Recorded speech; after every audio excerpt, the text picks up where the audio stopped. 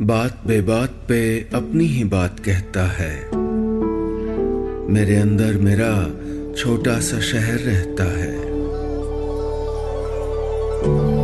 दोस्तों, मेरा नाम है नीलेश मिश्रा। कहानियां सुनाता हूं और मैं आपको सुनाने जा रहा हूं ओम की लिखी कहानी बाबूजी की खामोशी। सुबह के 6:30 बजे राहुल कैच है की तेज आवाज से नींद खुली थी। उठ के खिड़की खोली। जंगले के उस पार मैदान में मैच चल रहा था।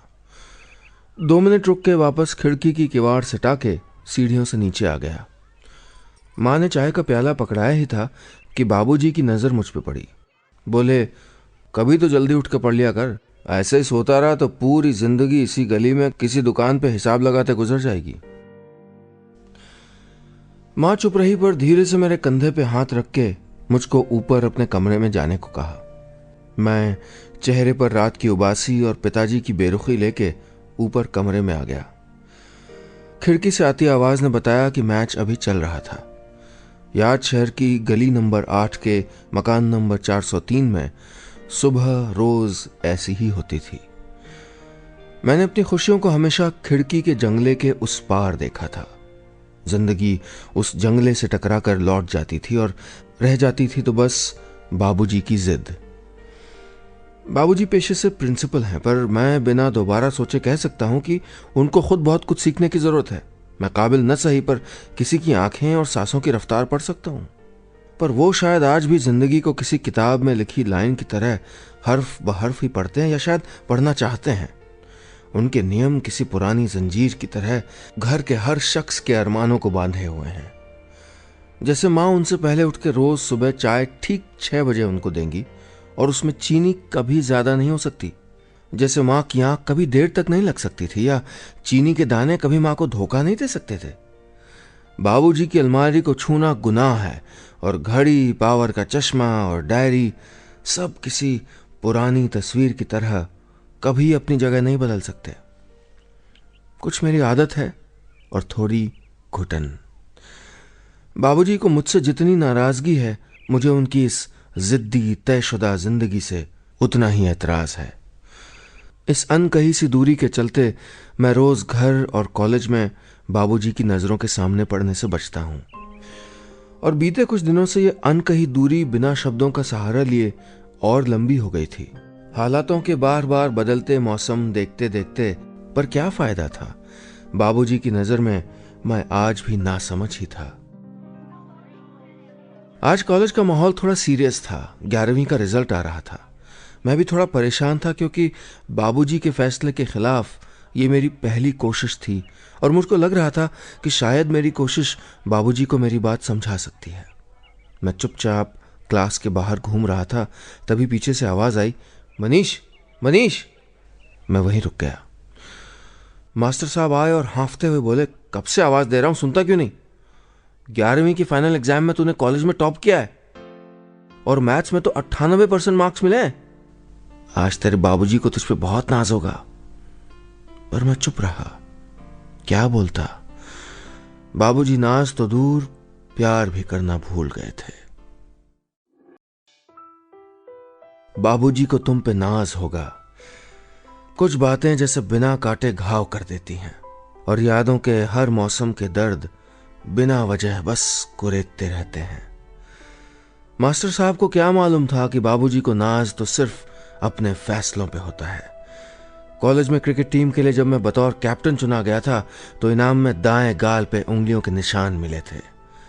मोहल्ले के दोस्तों के बीच जब पहली शर्त जीत के मैंने छत पे पार्टी दी थी, तो सब दोस्तों के बीच मेरे हिस्से में जलालत आई थी।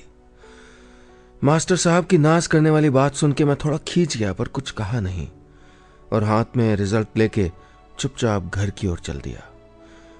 पर आज दिल में एक उम्मीद थी, इसलिए दिमाग में जैसे बहुत कुछ दौड़ रहा था कि शायद आज बाबूजी समझ पाएंगे कि मैं क्यों डॉक्टर नहीं बनना चाहता था, क्यों मैंने उनके फैसले के खिलाफ जाके मैथ्स पढ़ने का फैसला किया।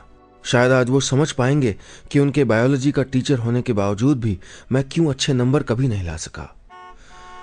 अचानक कार के हॉर्न से मैं ख्यालों से बाहर आ गया। घर बस गली के उस पार था। बाबूजी घर पे ही होंगे, मुझको मालूम था। आज बड़े दिनों के बाद मुझ में थोड़ी हिम्मत आ गई थी और मैं सीधे घर में घुसते ही बाबूजी के कमरे में चला गया। बाबूजी ने मुझको ऊपर से नीचे तक देखने के बाद तेज आवाज में पूछा, क्या है? मैंने रिजल्ट आगे बढ़ा दिया। मेरे चेहरे पे हल्की हंसी थी। बाबूजी ने माँ को आवाज लगाई और बोले, तुम्हारा बेटा सोचता है कि 11वीं में थोड़े नंबर लाके वो मेरे 25 साल के अनुभव को गलत साबित कर देगा। बोर्ड में सारी औकात पता चल जाएगी इसको। कह दो इससे अभी वक्त है, मेहनत कर ले, मैं इसके सब्जेक्ट बदलवा दूंगा। मेरी आंखें गुस्से से लाल और आंसुओं से गीली हो गई थीं। माँ के कुछ बोलने से पहले ही मैं दौड़ के ऊपर अपने कमरे में चला गया। उस रोज कई घंटे तक रोता रहा। रात करीब 12 बजे माँ कमरे में आई और बोली, बस कर तू तो इनको जानता है ना। मैं जैसे कुछ पल के लिए फट पड़ा और बोला, क्या दिया है इन्होंने मुझको आज तक? मैं कभी सामने के मैदान में खेल नहीं पाया। मोहल्ले के लड़कों से इनकी वजह से मैंने कभी दोस्ती नहीं की। किसी दिवाली इन्होंने मेरा हाथ पकड़ के एक फुलझड़ी तक नहीं जलाई। होली पे कभी मुझको साथ बाजार ले जाके एक जोड़ी कपड़े नहीं दिलाए। मेरे हिस्से में आता रहा तो बस गुस्सा। हर बार स्कूल में टॉप किया, क्या अपनी जिंदगी का एक फैसला मैं खुद नहीं ले सकता? माँ ने अपने आंसू पोंछे और मुझको गले लगा के सर पे हाथ फेरते हुए बोली, बस कर, चुप हो जा। माँ मुझको बिस्तर पे लटा के अपने आंसुओं से भीगे हाथ से मेरा हाथ थामे सरहाने बैठी रही और मैं एक उम्मीद हाथों में भींच के सो गया। सुबह फिर क्रिकेट के शोर से नींद खुली। मैं खिड़की के सामने पहुंच गया। सामने मैदान में मैच चल रहा था। अचानक लगा जैसे जिंदगी भी मैच की तरह है और मुझको एक ऐसा टारगेट मिल गया है जिसको मैं कभी चेज नहीं कर पाऊंगा। मैदान में एक छोटे से बच्चे के पीछे भागते उसके पापा को देख के मुझको लगा जैसे बाबूजी मेरे पीछे भाग रहे हैं। बाबूजी हमेशा से ऐसे नहीं थे। मुझको याद है जब छत पे खेलते वक्त मैं गिर गया था और मेरे सर से खून बह रहा था तो बाबूजी ने दौड़ के मुझको गोद में उठाया था और घर के कपड़ों में ही दौड़ के मुझको डॉक्टर साहब के यहाँ ले गए थे। मेरे सर से बहते खून से उनका कुर्ता खराब हो गया था। माँ बताती हैं उस रात बाबूजी सो नहीं पाए थे और मेरे पास आके चुपचाप काफी देर तक बैठे रहे थे। स्कूल के एग्जाम के दिनों में मेरे साथ रात रात जागने वाले बाबूजी ही थे। एग्जाम के दिनों में पढ़ते वक्त जब मुझको भूख लगती थी तो आधी रात को मेरे लिए दूध गर्म करने वाले बाबूजी ही तो थे। मेरी जिंदगी से जुड़े हर फैसले को बड़ा सोच समझ कर करने वाले बाबूजी आज मेरे एक फैसले को क्यों नहीं समझ पाए? मेरी खामोशी समझ लेने वाले बाबूजी के आगे आज मेरे लफ्ज बेमतलब साबित हो रहे थे। मैं सोच में डूबा ही था कि माँ पीछे से आ गई। माँ ने चाय का प्याला टेबल पर रखते हुए कहा, जल्दी से नहा ले और तैयार हो जा। मैंने कुछ कहा नहीं। माँ ने मेरे कंधे पे हाथ रखा और कुछ पल मुझको देखते रहने के बाद मेरे बालों में हाथ फेर के वो कमरे से चली गईं। माँ की इस आदत ने मेरी जिंदगी बहुत आसान की थी। अक्सर मैं जब परेशान होता हूँ तो माँ ऐसे ही मेरे माथे पे हाथ फेर के बिना कुछ पूछे बिना कुछ कहे मेरी तमाम चिंताओं को अपने हाथों से चुन चुन के मुझसे दूर कर देती हैं और मैं कुछ पल में खुद को मजबूत महसूस करने लगता हूँ। आज भी वैसा ही हुआ था। माँ के हाथ ने मेरे रात के दर्द को हल्का कर दिया था। मैंने भी सोचना बंद करके चाय का प्याला उठाया और मैदान में चल रहे मैच को देखते हुए एक चुस्की ली। मैदान में एक रन के लिए मची हाय तौबा पे हल्का सा मुस्कुरा के खिड़की को वापस सटा दिया। मैं नहा के आया तो घर पे कुछ लोगों के आने की आवाज सुनाई दे रही थी। बड़े पापा आए हुए थे। नीचे जाके पैर छुए। उन्होंने रिजल्ट के बारे में पूछा और नंबर सुनकर खुश हो गए। जेब से एक 100 का नोट निकाल के दे दिया। बाबूजी उनके सामने कुछ कह नहीं पाते थे। याद शहर में रिश्ते ऐसे ही तो होते थे। बड़े पापा दिवाली पे पसंद के कपड़े दिलाते थे। बड़ी मम्मी मेरे लिए आलू के पराठे और आम का अचार लेके आती थीं और दादी चल नहीं पाती थीं पर सहारा लेके धीरे धीरे मेरे कमरे में आती थीं और कभी कभी मुझको कहानियां सुनाया करती थीं। जिंदगी इतनी बुरी भी नहीं थी। बाबूजी की नाराजगी और घर के बदलते माहौल में मैंने खुद को अपने कमरे में कैद सा कर लिया था। अगर किसी बाहर की चीज से नाता था तो वो खिड़की से आती मैदान में चल रहे क्रिकेट मैच की आवाज़। मैंने अपनी सारी बेरुखी, नाराज़गी किताबों के पन्नों के बीच छुपा के रख दी थी।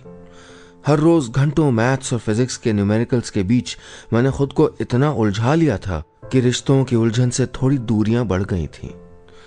वक्त को सांचे में ढाल के मैंने अपना टाइम टेबल मिनट ब मिनट फॉलो करना भी सीख लिया था। टाइम भी बीतता जा रहा था।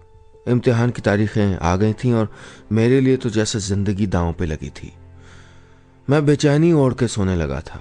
सुबह बिना किसी अलार्म के दिल की तेज धड़कनों ने सूरज निकलने से पहले उठना सिखा दिया था।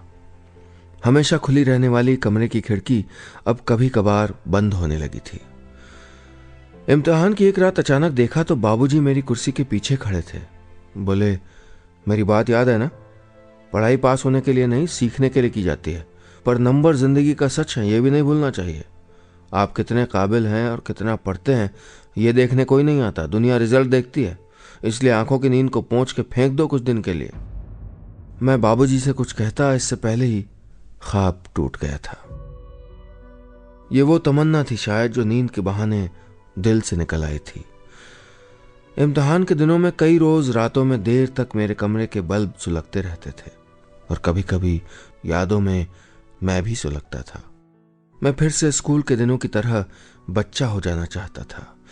वो बच्चा जिसके पास हर वक्त उसके सवालों के लिए एक टीचर होते थे, उसके पापा। अफसोस कि आज एक ही घर में, एक जमीन पे, ऊपर नीचे के 2 कमरों में इतना फासला आ गया था कि एक बेटे के सवाल एक पिता के कानों तक नहीं पहुंच रहे थे।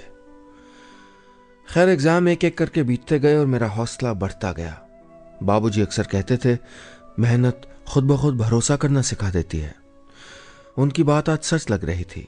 एग्जाम खत्म हो चुके थे और मुझको रत्ती भर डर नहीं लग रहा था। एक रोज शाम को खाना खाते वक्त टीवी पे खबर आई कि याद शहर के 12वीं के बोर्ड का रिजल्ट कल आ रहा है। खबर सुन के बाबूजी ने एक बार मेरी ओर देखा और मैंने उनकी ओर, पर कुछ कहा नहीं। मैं भी चुप रहा, लेकिन इस खामोशी ने चुपचाप बड़ी बात कर ली थी। बाबूजी को अपने 25 साल के अनुभव पे भरोसा था और मुझको अपनी मेहनत पे।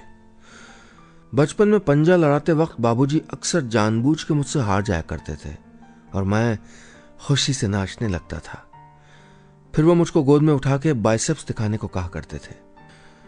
आज फिर दिल वही चाह रहा था कि बाबूजी चुपचाप मुझको जीत जाने दें और मुझको गले लगा लें, पर बचपन की वो प्यार की हंसी अब वक्त की खामोशी में तब्दील हो गई थी। अगली सुबह मैदान में मैच नहीं हो रहा था। शायद ज्यादातर लड़कों को रिजल्ट की टेंशन थी। मैं नहा धो के रिजल्ट का अखबार लेने चला गया। उन दिनों आज की तरह SMS पर रिजल्ट देखने की सुविधा नहीं होती थी, पर फिर भी मेरे रिजल्ट देखने से पहले ही मेरे रिजल्ट की खबर मेरे घर वालों को लग गई थी। टीवी से पता चला था कि मैंने याद शहर के बोर्ड एग्जाम में टॉप किया था। मैं भी खुशी से दौड़ता हुआ घर आया। बड़े पापा घर पे ही थे। उन्होंने मुझको घर में घुसते ही गले लगा लिया और बाबूजी पीछे के कमरे में चुपचाप लेटे थे। मेरे टॉप करने की खबर हालांकि उनको भी थी, पर कुछ बोले नहीं। मैंने कमरे में जाके उनके पैर छुए। वो सिर हिला के थोड़ा सा मुस्कुराए और सर पे हाथ रख दिया। मैं बहुत खुश था। जिंदगी में सब कुछ वैसा हो रहा था जैसा मैं चाहता था। बाबूजी की जिद के खिलाफ जाके पहली बार अपनी जिंदगी में मैंने कुछ अपने मन से किया था और कामयाबी हासिल की थी। जिंदगी जब कुछ देती है, थोड़ा बहुत कुछ वापस जरूर ले लेती है। तमाम बधाइयों और तारीफों के बीच भी बाबूजी की खामोशी लगातार होने वाले दर्द की तरह बनी हुई थी। दिन गुजर रहे थे। ठीक 3 महीने 28 दिन बाद जिंदगी ने मुझको वो तोहफा दिया जिसके लिए न जाने कितनी रातें लग के मैंने पढ़ाई की थी। IIT के एग्जाम में मैंने 25वीं रैंक हासिल की थी और मुझको मेरी पसंद की IIT से एडमिशन के लिए कॉल आ गया था। घर में सब बहुत खुश थे, बस बाबूजी चुप थे। जैसे किसी बाग का सबसे बूढ़ा पेड़ किसी कोने में रह के चुपचाप सबको छांव देता है, ठीक वैसे ही बाबूजी ने मेरी फीस मां को देके मुझको जाने की इजाजत दे दी थी। मैं खुशी से झूम उठा था। मेहनत का स्वाद पहली बार इतना मीठा लग रहा था। मैं इस खुशी में इतना मशगूल हो गया था कि बस आने वाली जिंदगी के सपने बुनने लगा। घर की खामोशी नजरों के सामने होके भी नजर नहीं आई। एक रात सोने से पहले माँ कमरे में आई और बिस्तर पे बैठे मेरे माथे पे हाथ फेरती रहीं, फिर उठ के चली गईं। मेरी तकलीफों को हमेशा छू मंतर कर देने वाली माँ आज अपनी तकलीफ नहीं कह सकी थी। मैं समझ गया था कि माँ नहीं चाहती थी कि मैं बाबूजी को इस तरह दुखी करके जाऊं, पर मैं कुछ कह नहीं सका। मुझको अपनी आने वाली जिंदगी की फिक्र थी, मुझको अपने सपने सच करने थे। मुझको लग रहा था कि बाबूजी कहीं पीछे रह गए थे। मुझको मालूम था मुझको चुनना पड़ेगा, और मैंने तय कर लिया था मैं आंसुओं और भावनाओं के आगे नहीं टूटूंगा। मैंने बाबूजी और अपने सपनों में से उस रोज सपनों को चुना था। आईआईटी जाके इंजीनियर बनने का फैसला कर लिया था। आईआईटी की पढ़ाई और वहां की अलग सी दुनिया में मैं खो गया था। दोस्तों के साथ कैंपस में अलग दुनिया बन गई थी। रात रात भर जागना, दोस्तों के साथ 2 बजे बास्केटबॉल खेलना और कैंटीन की कटिंग चाय में याद शहर की वो गली तो जैसे बहुत पीछे छूट गई थी। घर पे फोन करने का सिलसिला भी कम होने लगा था। किसी किसी हफ्ते माँ से बात हो जाती, लेकिन बाबूजी की खामोशी मेरी आदत बन चुकी थी। मैंने अनजाने में अपनों से दूरियां बढ़ा ली थी। फाइनल ईयर में प्लेसमेंट के वक्त थोड़ी घबराहट हुई तो एक बार माँ की याद आई, पर फोन नहीं कर सका, बिजी था। खैर, इंटरव्यू बहुत अच्छा हुआ और कुछ रोज में ही मैं दिल्ली की एक बड़ी कंपनी में ऊंची सैलरी वाला इंजीनियर बन गया था। माँ को फोन पे खबर दे दी थी। माँ थोड़ी परेशान थी। पूछा, तू क्या घर आएगा? मैंने थोड़ा खींच के कहा, माँ बहुत काम है, अभी नई नौकरी है, तुम समझती क्यों नहीं? माँ कुछ बोलती इससे पहले ही मैंने फोन काट दिया। अब मैं दिल्ली शिफ्ट हो गया था। कंपनी की तरफ से मिले बड़े फ्लैट में रहने लगा था। नौकरी बढ़िया चल रही थी, कुछ नए दोस्त भी बन गए थे। हाँ, अब बस वक्त थोड़ा कम मिलता था, इसलिए घर वालों से बात ज्यादा हो नहीं पाती थी। 8 महीने बीत चुके थे। एक रोज मीटिंग के बाद पता चला कि मुझको प्रमोशन दिया गया है। मैं बहुत खुश था। बॉस से बात कर ही रहा था कि मोबाइल फोन बजा। घर से था। मैंने काट दिया। ऐसे ही 4 बार फोन बजा और मैं काटता रहा। बहुत गुस्सा आ रहा था घर वालों पे। खैर, बॉस से बात खत्म होने पे करीब आधे घंटे बाद मैंने घर कॉल किया। माँ ने फोन उठाया और उसके कुछ बोलने से पहले ही मैं चीख पड़ा, माँ आप समझ नहीं सकती हो, मैं बिजी हूं। माँ ने सिसकते हुए कहा, तुम्हारे बाबूजी नहीं रहे। पहली फ्लाइट पकड़ के मैं 4 घंटे में याद शहर पहुंच चुका था। सब मेरा ही इंतजार कर रहे थे। मैं पिताजी की चिता को आग देके घर लौटा ही था कि पड़ोस के एक अंकल दिलासा देते देते बोले, बहुत तकलीफ उठाई प्रिंसिपल साहब ने। अस्पताल के चक्कर लगा लगा के उनकी हालत खराब हो गई थी।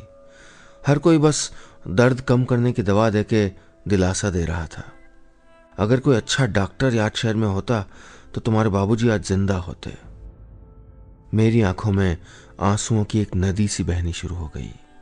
मैं वहीं जमीन पे फूट फूट के रोने लग गया। मैं खुद की नजरों में गिर गया था। मैं कितना खुदगर्ज था अपने सपनों को लेके। अगर बाबूजी की खातिर डॉक्टर बनता तो शायद बाबूजी आज जिंदा होते। अगली सुबह खिड़की खोली तो सामने मैदान में न कोई क्रिकेट का खेल चल रहा था, न कोई बच्चा था, न शोर, न खुशी।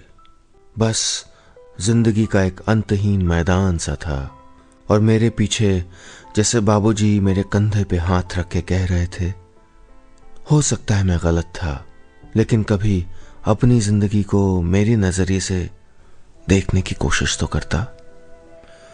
बचपन से बड़े होने तक अपने कमरे की खिड़की से सामने मैदान पे जिंदगी का जो मैच मैं देखता आया था, वो आज आखिरकार हार गया था। बस इतनी सी थी कहानी।